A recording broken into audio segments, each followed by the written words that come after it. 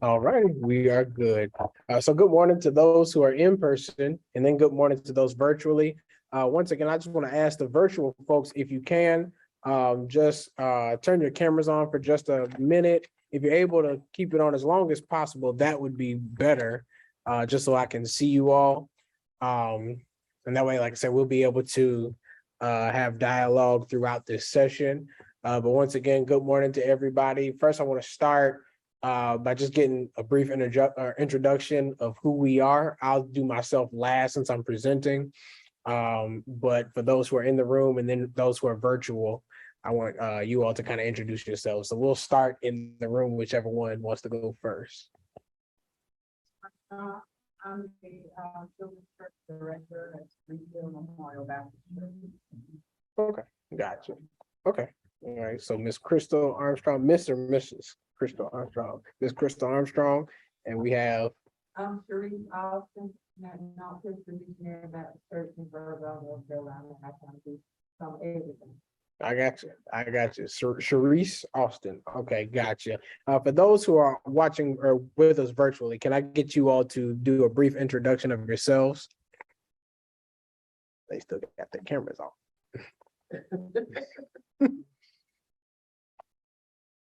Okay.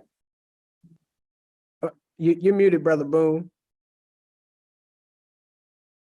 All right, how about that? So good morning. My name is Reverend Shunite Boone from Pleasant Grove Missionary Baptist Church. So I'm delighted to be here this morning. All right. All right. Thank you for joining us, Brother Boone. We have, I see Ms. Janice Perry. Can you give a brief introduction of yourself? Good morning. I'm Minister Janice Perry from Pleasant Grove Baptist Church in Hollister, North Carolina, and I'm grateful to be able to attend this morning. Yes, ma'am. Yes, ma'am. Glad to have you on. Real quick, I see in the chat we have Pat Brinkley from Roanoke Chapel Baptist Church in Littleton, North Carolina. So welcome, Pat. We have about two others. I'll give them, actually about three others. I'll give them a chance to introduce themselves as well. We have a Anderson, a Felton White, and William Flythe. If y'all are unable to speak, can you just indicate that in the chat? That way I'll know 100% sure. That way I can manage both the in-person folks and the virtual folks. So if you can just comment in the chat and just say, I can't speak, just simple as that. That way I'll know for sure. But real quick, I want to go ahead and introduce myself to everyone, both in the room and virtually. My name is Richard Hughes. Well, Reverend Richard Hughes. I just go by Richard. I don't care about titles, any of that. I'm currently the executive pastor at Ebenezer Baptist Church under Dr. Lynch. I came to North Carolina about 4 years ago now. I'm originally from Kentucky. I came here to attend Wake Forest University School of Divinity. I graduated with a master's in divinity, and I'm currently working on my doctor of ministry degree at Payne Theological Seminary in Wilberforce, Ohio. Like I said, I'm from Kentucky. I'll give a little bit of background on me. That way you all understand where I come from in terms of my perspective on ministry as it relates to especially youth ministry. Moved here from Kentucky. I was born and raised in Kentucky. Really, the only time I ever lived outside of Kentucky is right now, once I moved here. I came from a small church in Jessamine County, Kentucky, just outside of Lexington, called Marble Creek Baptist Church, where we probably saw about 25 people on a good Sunday. That's if the weather was nice. I was baptized there, licensed to preach at age 11, and was ordained just before I moved here. I was 23, 24 years old when I was ordained. And so now at this point, I'm 28 years old. So the vast majority of my life has been spent in ministry. And so given those years, I guess you could say I'm somewhat a veteran, considering the fact that most of my life has been spent doing that, but I still consider myself young enough to still be learning something. Because we're all trying to figure this thing out. I don't think you could ever really master the art, if you want to call it, of ministry. Because ministry, the needs for ministry are ever growing. And so we will never totally have it nailed down as to what to do. So I'm going to say upfront, the disclaimer to this session is I don't have all the answers, right? And then the answers that I may provide might work for you in your context, they might not. But nonetheless, we're all growing together, and I'll make myself available even after this session for any questions, like not even just here, but like moving forward, the days, months, weeks, or years to come. If you have ministry ideas you want to bounce off of me, I'd be glad to do that with you all. Like I said, I came from a small church in Jessamine County, Kentucky, and then when I went to undergrad, I moved to Louisville, Kentucky, about 75 miles from where I'm from, to attend Simmons College of Kentucky, a small HBCU in Louisville. And while I was there, I was on staff at a church called St. Stephen Church. St. Stephen is pastored by Dr. Kevin Cosby. He's pastor of St. Stephen, but he's also the president of Simmons College of Kentucky. So he was pastor and president of HBCU. Simmons or St. Stephen is the largest Black church in the state of Kentucky. So we have 3 campuses. At its peak is about 12,000 members, and a whole lot of kids were running around. And so I got a chance to dig into and see up close a youth ministry on a large scale that was very innovative, but also I got to be a part of youth ministry, like I said, at a small church where we may have seen 25 people on a good Sunday. But those 25 people would bring their kids, their grandkids, kind of exaggerating those numbers. Really, I'll say when I was younger, around the time when I started preaching, we maybe saw about 75 folk. But then by the time I moved to undergrad, we probably saw about 25, 35 people and all that. We were a country church, so people would move away, and that happened.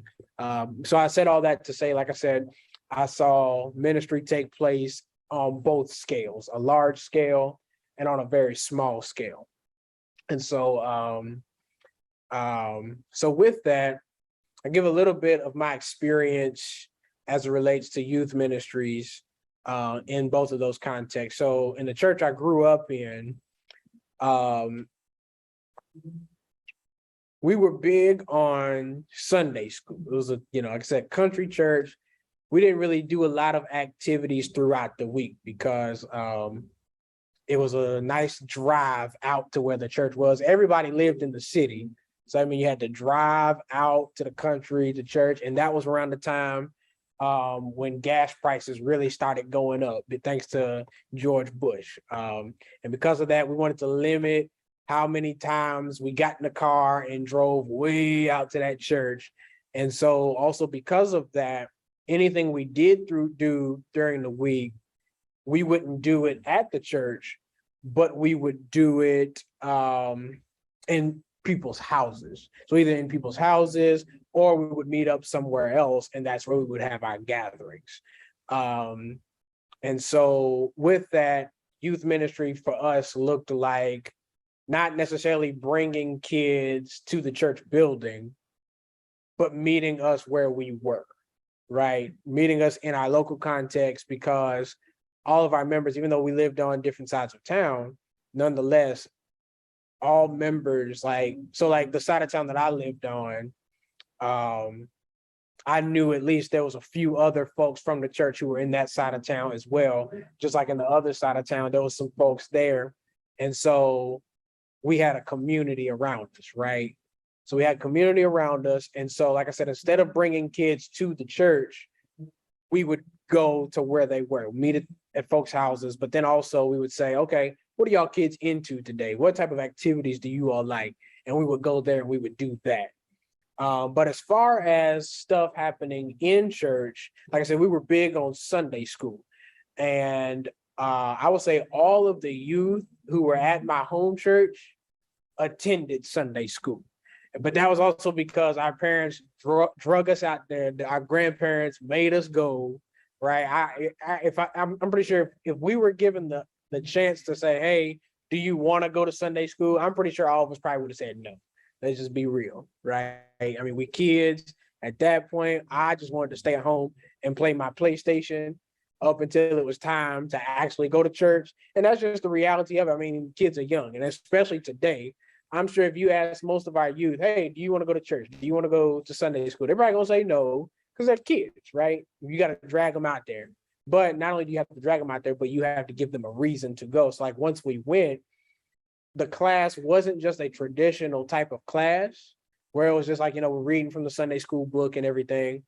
But our teacher made an effort, because she was actually also a teacher in the school system. She made an effort to relate the lesson to some life experiences that we would have both as kids and then eventually as adults.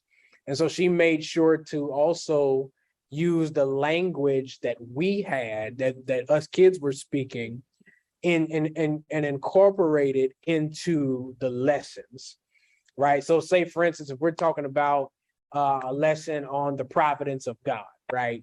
God's providence is simply that God knows, God can see things before it happens, right? Our teacher then would take that and apply it in a kid's context, talking about, well, God knew who you were before you were born, because look at what God told Jeremiah: before you were born in your mother's womb, I knew you, right? Gave you a purpose and all of that. And then she would also, like I said, incorporate stuff, whether it's in a classroom setting in terms of like actual schools, or life settings, whether, we had family issues or something, or even future type of things. Say, well, you're in a stage now as a youth, a young person in middle school, high school, you're trying to figure out what you're going to do in adulthood. You're going to have a lot of questions, but trust me, God knows. God knows what you're about to face. And because God knows that God's going to be there with you whenever you leave your parents' house and go to college, guess what? God's going to be right there with you. So, and all that's kind of shallow for the purposes of this, session. But for the most part, that's kind of the stuff that she would do. But like I said, that's in the smaller country church context where I grew up at. But then when I got to college and went to St. Stephen, that was in Louisville, Kentucky, in the hood of Louisville, Kentucky. And whereas like my little youth group at home maybe saw about 10, 15 kids, this youth group was seeing about 150, 200 kids, right? Because you got to think this is for all intents and purposes, I hate to use this term for this because it doesn't feel like it, but it was like a mega church, right? Like I said, we had 3 campuses stretched out, or 12,000 members at its peak, stretched out across 3 campuses. And at the main campus, the Louisville campus, you would see about 150 to 200 kids. And they had, so when I came in, like you said, I was doing a lot of stuff there. I call us, really in ministry, if you serve in ministry, I call us MMAs. That's Ministers of Miscellaneous Activities, which simply means when the phone rings and they say, hey, we need you to do something, you get up and do it. So technically on paper, I came in as a college minister, but they only did that because I was in college and they were saying, hey, you're a college minister, you're going to help with college kids. We also want you to help with youth and then anything else around the church. And so when I would help with youth, like I said, I didn't come into it having to like implement a new system or change an old system or anything. They already had a well-oiled machine. And the way our church operated, Wednesday night Bible studies was almost like another worship service. And so what they did for the kids was they put the kids in the old sanctuary that they dedicated to, or that they renovated and turned into a chapel. So the kids, they would go in there, the youth, and they wouldn't have service, but they would have conversations. So they'd have Bible study lessons and everything. But for the most part, the youth ministers were really just doing check-ins with them, saying, for the like times that I were in there, they were doing check-ins saying, hey, how's things going? How's school going? They would have tutors in there. They had a lot of volunteers. Our church was big on having volunteers. Our motto was, we're big enough to make an impact, but yet we'll be small enough to make a difference and to make connections. And they didn't want people to get lost in the numbers and lost in the pews, but we challenged people to take serious serving and getting up and volunteering your time, your talents, treasures, whatever. And so because we had a culture of volunteerism, there were a lot of people who, for whatever reason, felt their area in which God was leading them to volunteer was in the youth area. So we had youth ministers on staff, but we also had a lot of volunteers. who would come in and help out. They would even have some sessions on their own. So say if their background, just off the top of my head, was in banking or something, they would give financial lessons, financial planning lessons to these kids. Because one thing we know about schools, we often say, you know, looking back now as adults, we'll say, oh, I wish they would have taught us this when we were kids. I wish they would have told us about how to buy a home, the mortgage process when I was a kid, right? So our youth ministry, we talked about that stuff. We had somebody from finance, or we actually had somebody who was a mortgage servicer. I don't know the proper term for it. I think that's the term for it. Who would actually come in and talk about, hey, you know what? You're 14, 15 years old. You may not even be thinking about this right now, but one day you're going to want to buy a house. This is what it looks like. This is what my job is, right? So that not only does it help them in life later on for them to do that, but it also exposes them to somebody who looks like them who's doing that job. So it wasn't just about preparing them for these type of moments in life later, but it was also giving them something to see so they can come to understand what they can be also, right? That, okay, and that makes a difference for our kids, especially because one of the problems that our kids face, or the challenges that our kids really face, isn't necessarily that they don't really know what they want to be when they grow up.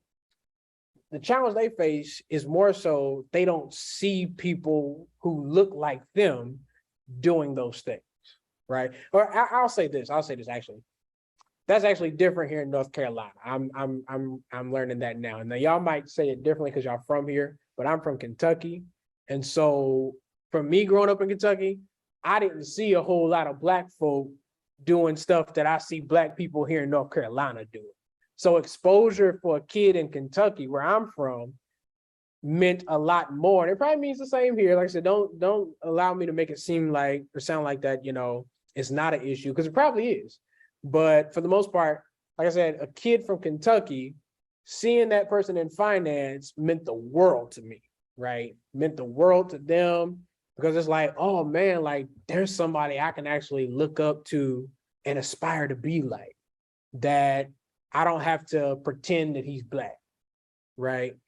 Or even like judges and things, judges, politicians and all that. My father was a building inspector. And so I knew a lot of politicians because of that, but all of them were white, right? Old white men who were racist as heck. Down here, these kids can come to church, come to the convention and see Sherry Beasley, right? They can go and see all these other Black politicians here. So I'll say this, incorporate as part of your youth ministries, something to expose kids to. Especially right here in North Carolina, because like I said, y'all have a lot that y'all can expose y'all's kids to. I mean, y'all got what, 11 HBCUs, 11, 12, something like that, HBCUs, a whole lot of, in Kentucky, we had 2.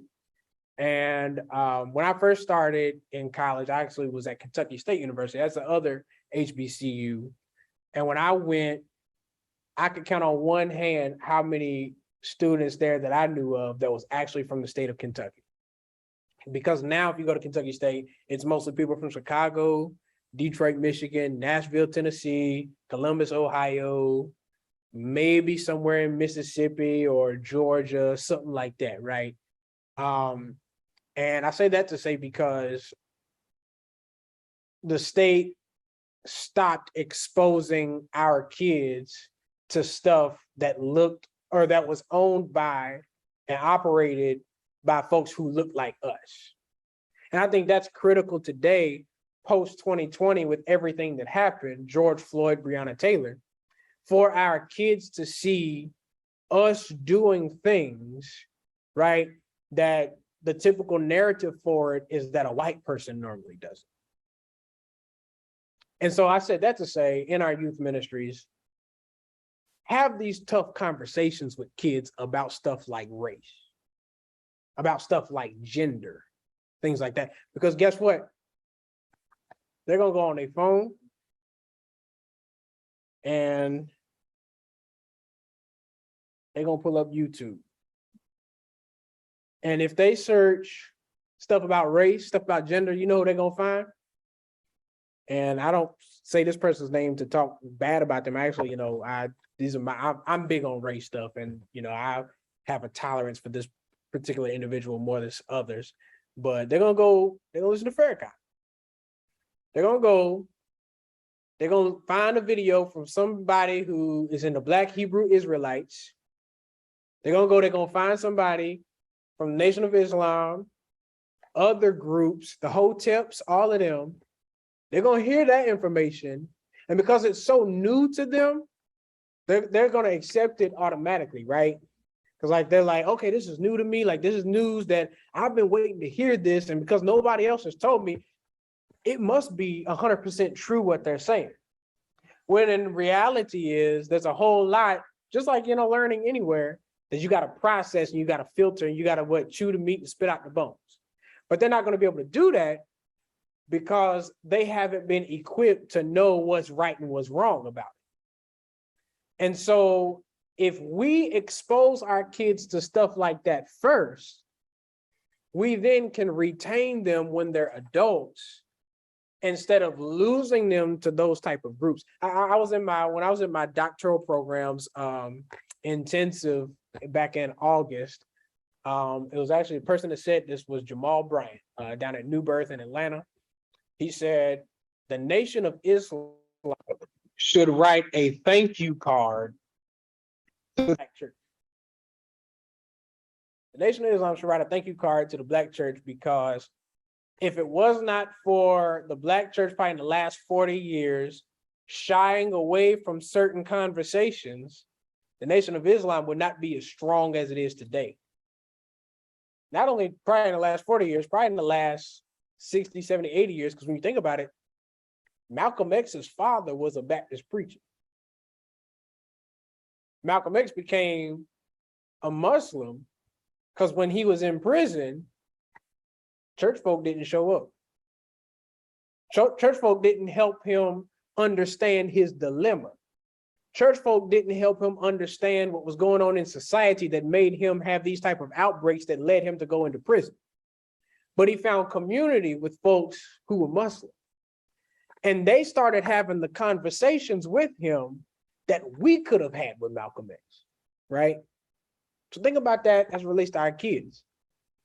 What conversations can we have with them today that will not only retain them tomorrow, but that will help push them forward and advance our churches, right? Because we say it all the time, like our youth are what? The future of the church. And then we'll follow it up. Well, they're not the future of the church. They're the present. They're the church of today. Well, if they're the church of today, let's start. Say that again? Yeah, right. Where are they at, first of all?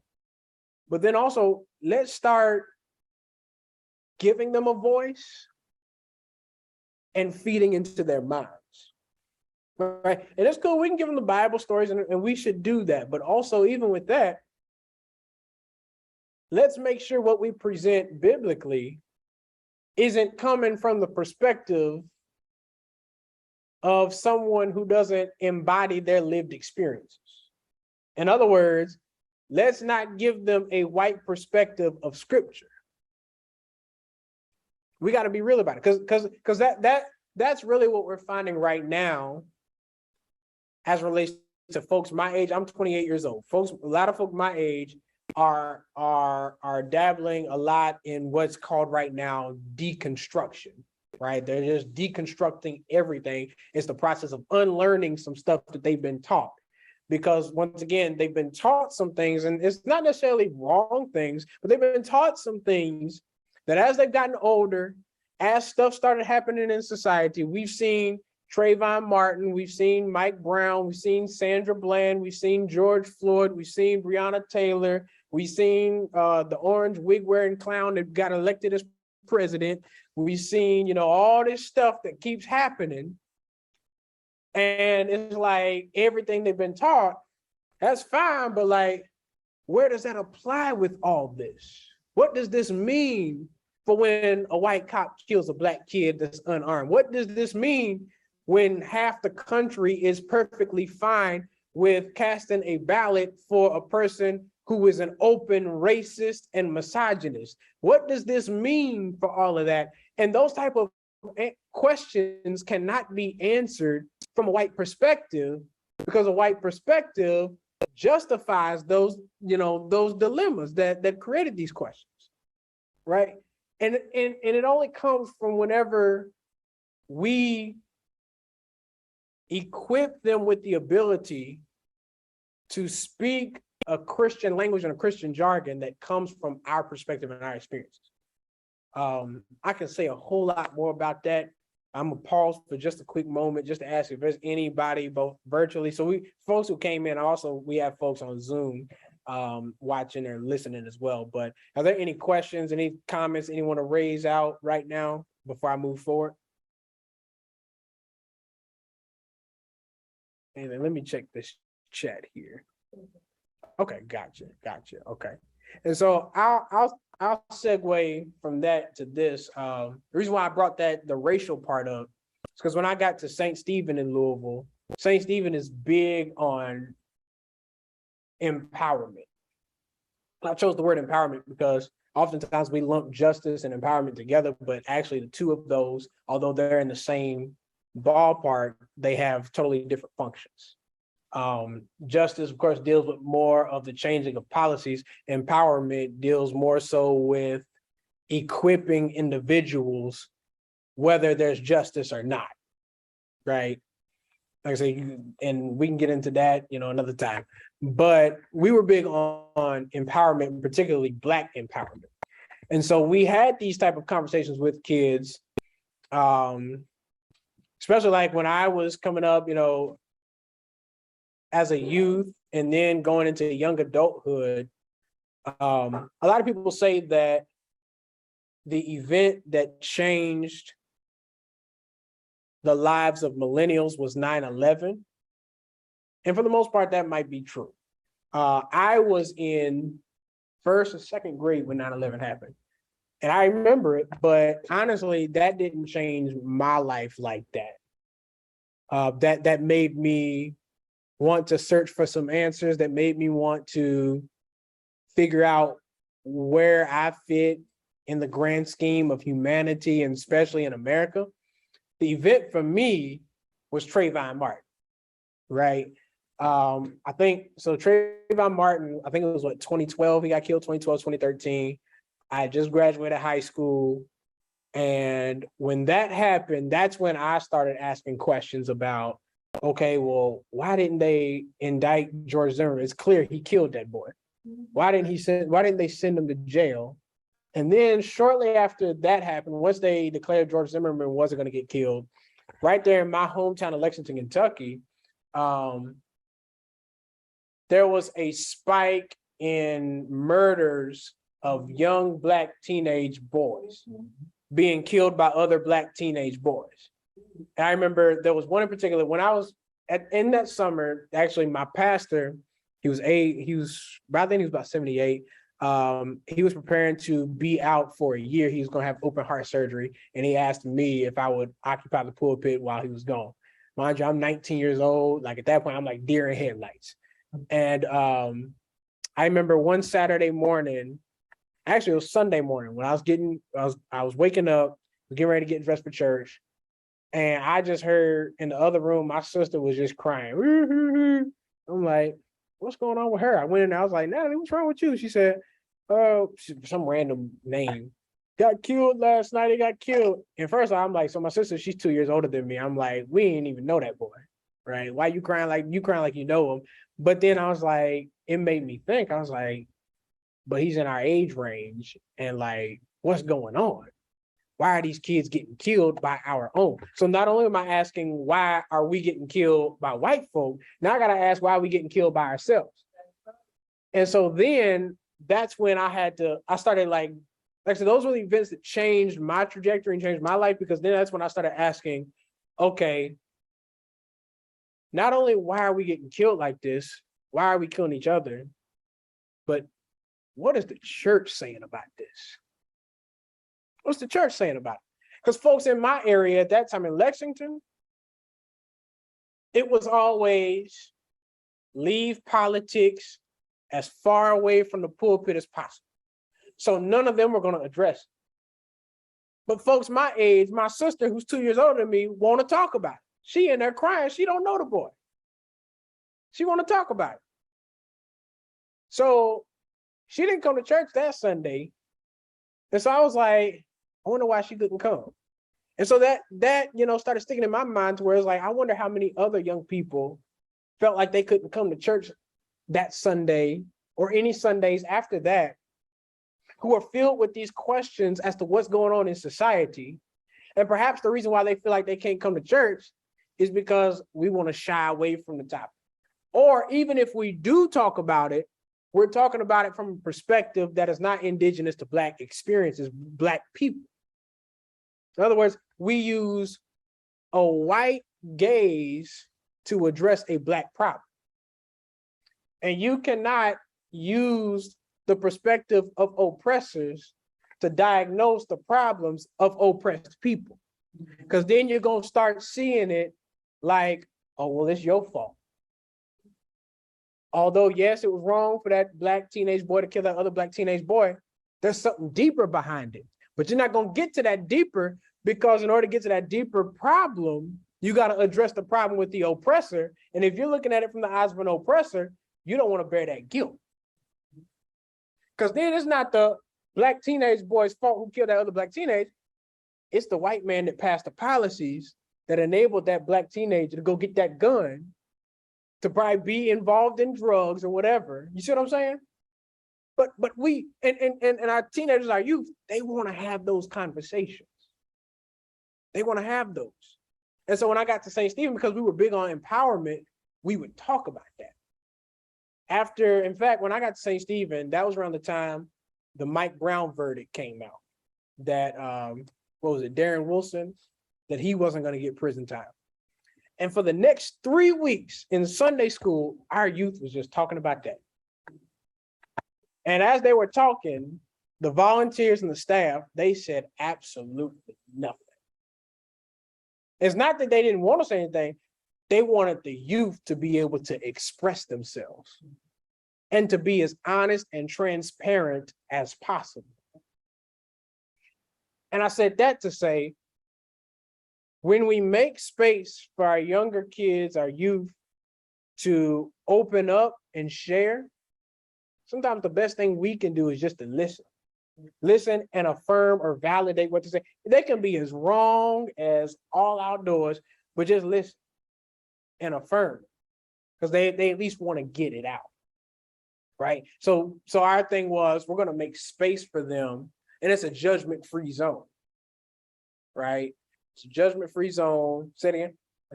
It's a safe space, because that's what they want. If they can't get it from here, they're going to find it somewhere else. And once they find it somewhere else, they're then going to ask, well, what do I need y'all for? Right? What do I need y'all for? They're asking these questions and they want to answer. And even if we can't give them the answer, say, well, let's go down a journey together. Let's find it together. Don't just go out and get the answer for them. Empower them to possess the skills to go out and find it for themselves as well.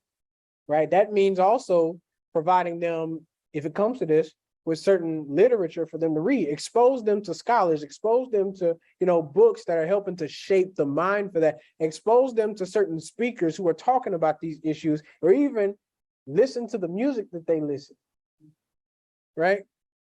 Because some of these rappers are talking about it too. Now, some of them, they're a little off in their, sociological perspective, but for the most part, they're talking about it. Like in 2020, there was a song that came out by Lil Baby. If y'all don't know who he is, then y'all better talk to y'all's youth. Lil Baby came out with a song.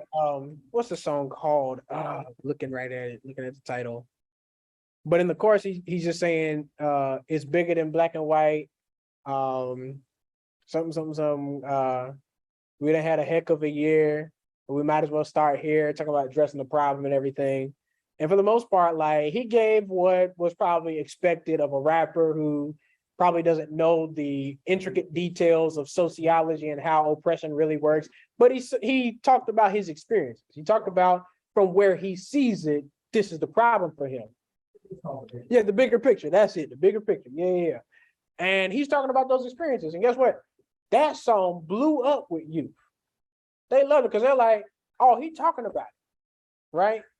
He's talking about, and so what would happen if our youth groups then decided, okay, let's make our Sunday school lesson about that song. Let's dissect the song. Let's talk about what he's talking about in the song, stuff like that. So in other words, all I'm saying in this whole section right here is let your youth ministries be youth led. In a sense of, it's almost like right now I have a 10-month-old son, and as we're feeding him table food, we're trying, give him all these different options, but I'm not making him eat everything. I'm letting him choose what he wants to eat from. Right. So then that means I have to understand my son. Okay, what would he pick? Since he picked the chicken over the broccoli last time, he might pick the chicken this time. So let me try to, since he likes that, let me keep riding that just a little bit and then incorporate some of the broccoli that I want him to eat. Right. Just as an example.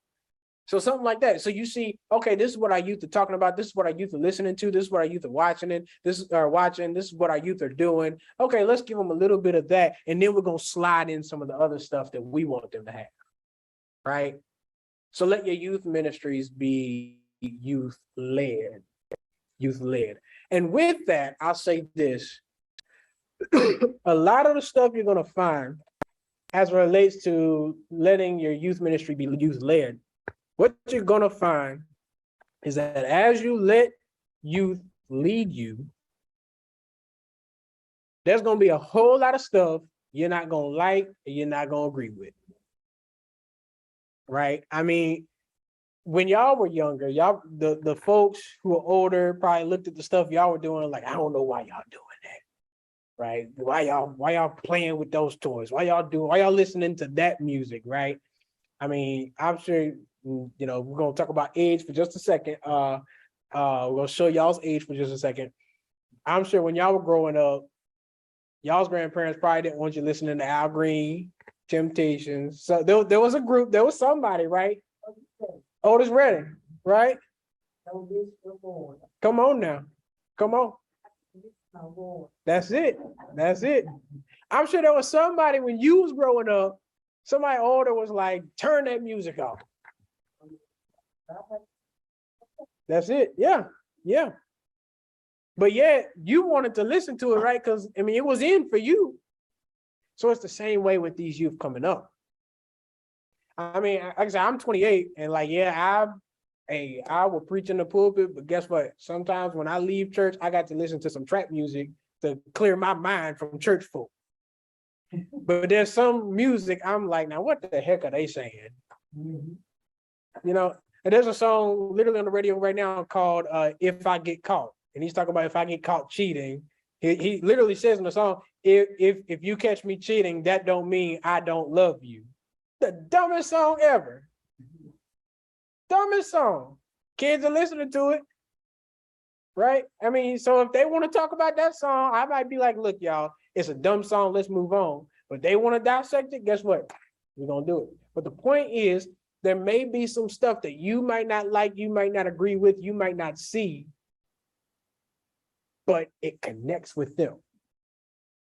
And so when I got to St. Stephen, one thing that I learned, Dr. Cosby told, he said in a staff meeting one time, he told our youth minister who was there that his job security depended on this one thing.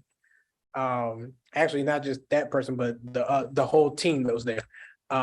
Their job security depended on this one thing. He said, if he was not getting emails and phone calls from some older people who were saying that the youth are doing too much, they're fired.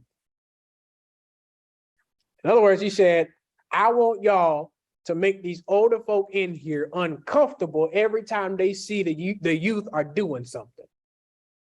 And what he meant by that was the stuff that the youth are going to do, the older folk might not like. The older folk might not see the value in, but it's going to mean the world to these kids. It's going to mean the world to these young people because it's something that they like and that they enjoy. So I remember our youth choir, when they had a concert, our youth choir was called TNG, the Next Generation. And when they had a youth, their concert, the choir concert, I mean, they did the absolute most, just extra, right? They were running in from the sides of the congregation and stuff up to the staging area.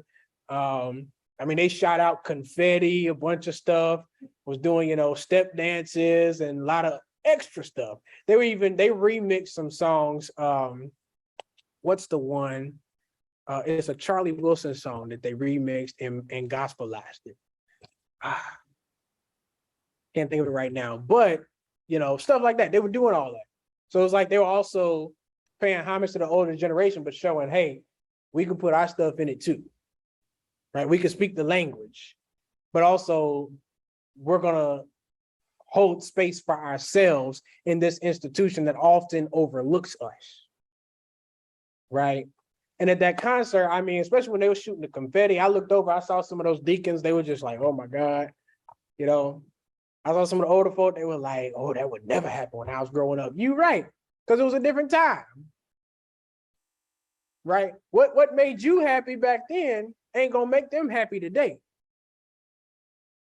And so let them do it in a way that is native to themselves as young people, their culture. The culture is different with them. So let it arise from within them. And that's what I mean when I say let it be youth-led, right? Let it break some barriers, because maybe some of those barriers needed to be broken anyway, right? Let it make some folk upset, because maybe they need to be upset for your church to grow. Because real talk, if we're being honest about it, church growth really should start with our youth and children's ministries. I mean, you want to know how to get parents out? Have something for their kids. Right? Have something for their kids. I want to check in the chat just to see. I see something right there. Someone just said, as a comment, this generation is not a do as I say and do as I say and not as I do generation. They want to know exactly. So like, it's all good to be examples and everything, but empower them to go out and get what it is they need. Is there any questions, comments, concerns? I mean, I agree with everything that you said, but I would also, they need to have intimacy with the Holy Spirit. Now, Right, correct. Yeah. But I'm telling you what, it's a valuable gift, especially when you're young and you're dating. I explained to my youth, when I was dating, I'm like, oh God, I really like that guy. I really like him. And I get on my knees and pray, and I hear the Holy Spirit say, he's got 2 girlfriends. Or I would meet somebody I like, and then I would have a dream, and the Holy Spirit would show. I could hear him talking, but his face looked like a monster. Yeah. And the Lord was letting me know he's not what he appears on the inside. And it is such a powerful tool. It can save their life. And so all these other things are fantastic, but I think they gotta develop a relationship with the Holy Spirit. And they need to read the word so that they can get used to hearing the word in their spirit, so they can recognize, and hey, that's not the spirit that's telling me to kill myself. Because sometimes these kids think it's the Holy Spirit, but it's not. But because they're not reading the word, I mean, everything you said is great, but they've got to have that foundation, or they're not going to be able to make it. Absolutely, I totally agree. Not going to be able to make it. And that's also something that I see, with folks my generation. Like I said, I'm not considered youth. I'm a millennial now, 28, so I'm definitely not youth. But I would say, in hindsight, from my youth days and the folks that I came up with, and folks in society who are of my age range, that's one of kind of the downfalls of my generation, is that we're looking for answers socially, to the social answers also. But like you said, a lot of folks are hung up when it comes to spiritual matters as well. Because then not only just with figuring out your life, it's also a lot of people are giving up on God. Folks in my age range are giving up on God because, I'll just say it like this, keep it 100. They want a God after their own image. And what I mean by that, that's an idol. And what I mean by that isn't necessarily like God like me. They want God to do the good stuff. They want a good God, right? But the minute they graduate from college and they're going out into a job market and wanting a job in their field that they went to college for, and now they can't find a job, they get ready to give up on God. But they haven't gotten to the point where it's like, I think it was Job who made the statement, shall we accept the good from God and not also the bad? They want the good stuff, right? The God who Paul said that shall supply all your needs according to his riches and glory. They want the good stuff. The Lord who's the shepherd who's going to prepare a table before you in the presence of your enemies. They want the good stuff about God. They don't want the God who's going to fall asleep in the stern on the ship when they're rowing in the middle of a storm, right? They don't want the God who's going to allow them to experience some of the rough patches of life.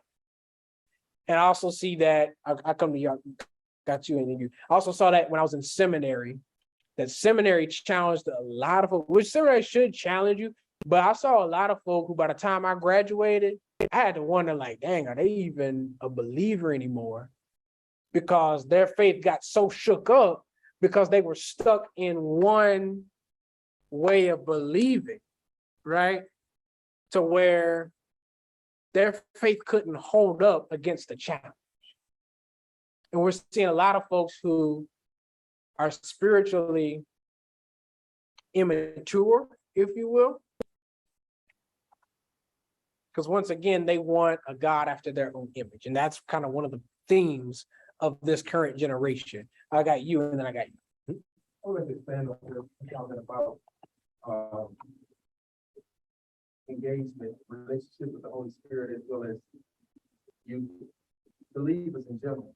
You need to know, read the word. Mm-hmm. Oh yeah. God has given wisdom to men and women to create technology.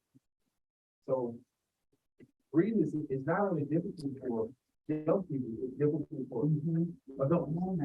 Oh yeah. Mm-hmm. You know, they got different versions, apps. They can hear it, they can just listen. But God got to be exemplified by everyone that they come in contact with. Oh yeah. Especially parents, grandparents, family members, teachers, pastors, you know, everyone in the community. So now, I remember when I was in the Marine Corps, I had young Marines from about two different times. And they'd ask me, I said, why are you saying everything? Why are you saying everything? And I said, well, come on in and sit down. So they gave me an opportunity to tell them why I'm so happy and so full of joy every day. Mm-hmm. I was the same person, but I was going through trials and tribulations just like everyone else. Right. Oh yeah. But God was on the inside. Mm-hmm. So I fall short of the glory of God just like everybody else. But I make sure that I repent, turn back towards God, and I move forward. And God told me. We have to exemplify God always. Right. We have all kinds of different type of conversations at home. And in family gatherings and all of these things. A lot of times we talk about music, we talk about movie stars, athletes, all these different things. A lot of times God is not talked about. Mm-hmm. Or if you bring it up, you got that family member. No, why you always gotta bring that up?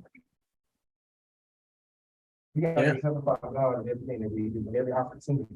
Oh yeah. Because our youth, they have to learn that how God is relatable in every area of their life.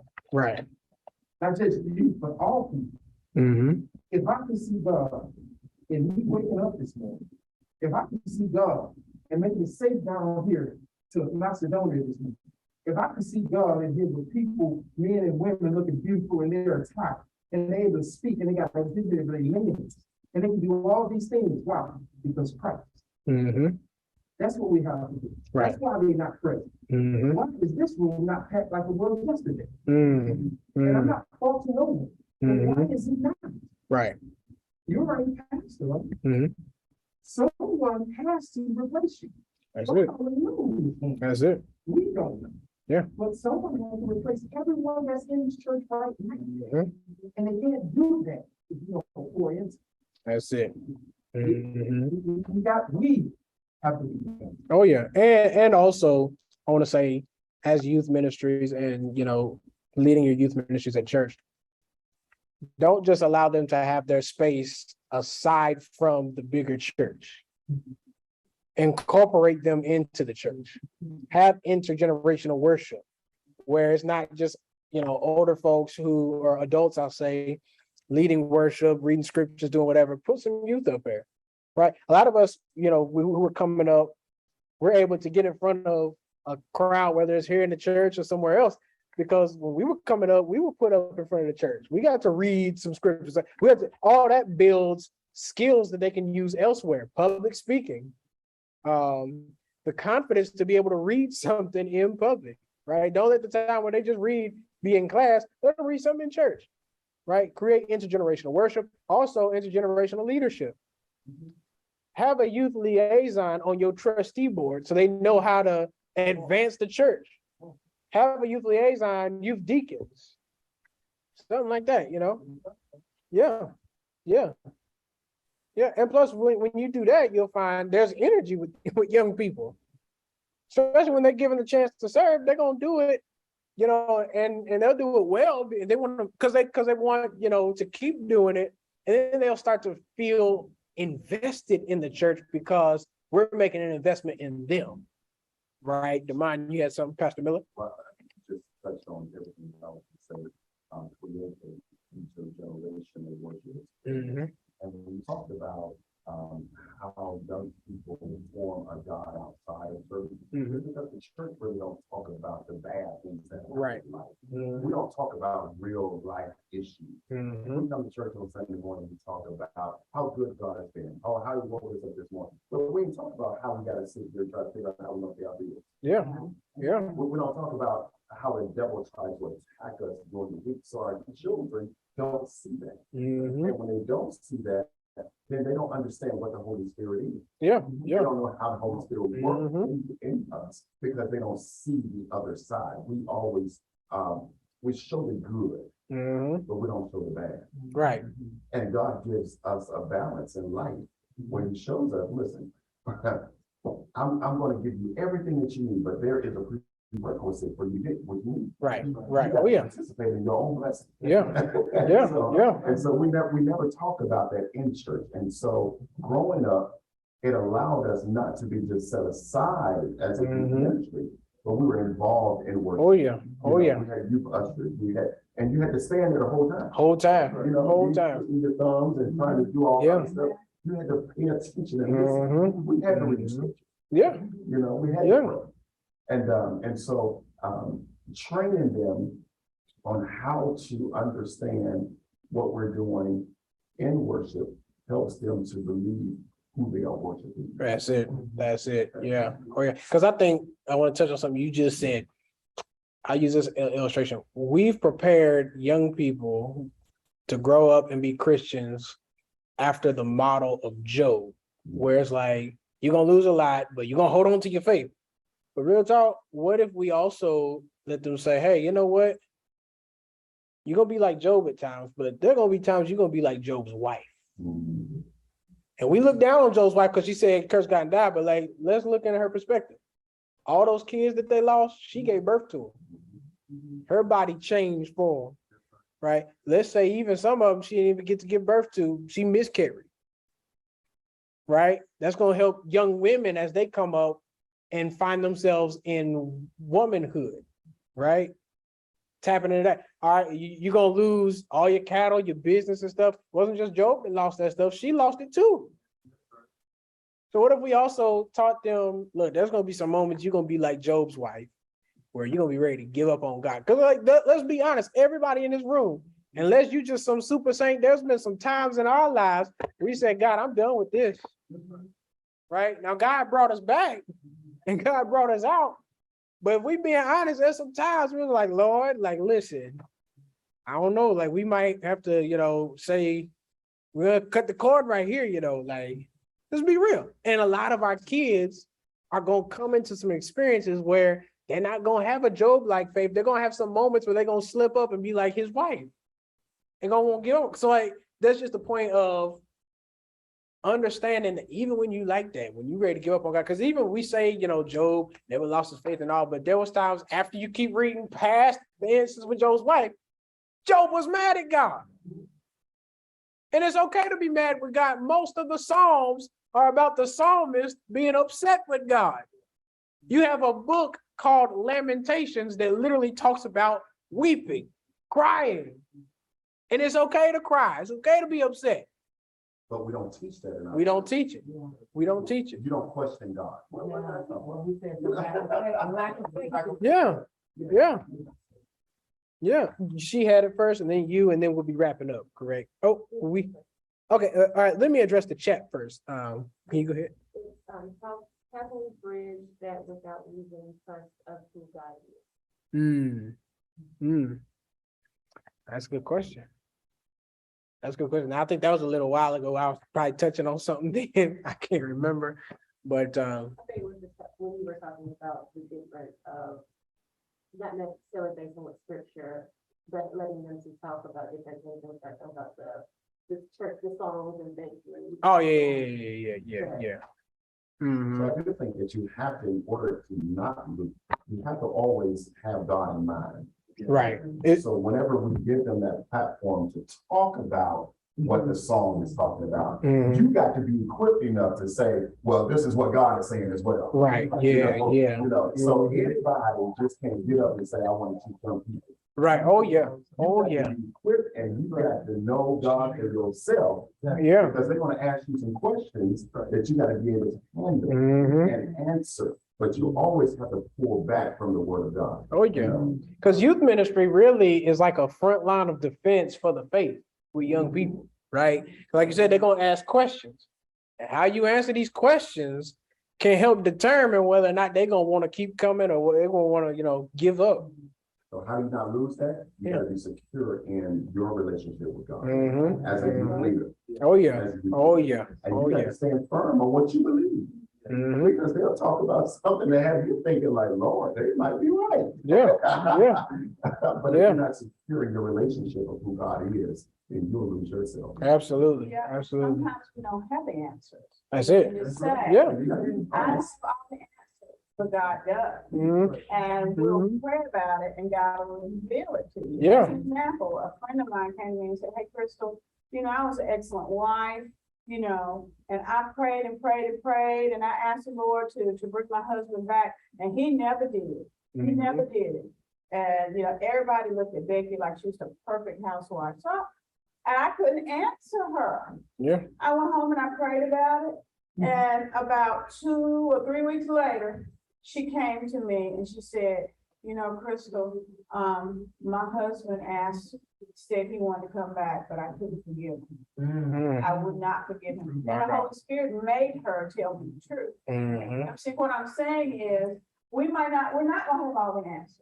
But if we go home and pray about it, because I said, God, why don't you do that? Yeah. And he showed me she got unforgiveness and she. Oh yeah. Cause see, youth will appreciate if you're honest. And if you're honest enough to say, I don't know, right? The problem is if we give them an answer that we're not even sure of, but we just giving them something to appease their mind, they're going to grow up thinking, well, they told me this, but I'm not experiencing that. So what's up? And then what's going to happen is they're not going to look at you as the problem. They're going to look at God as the problem.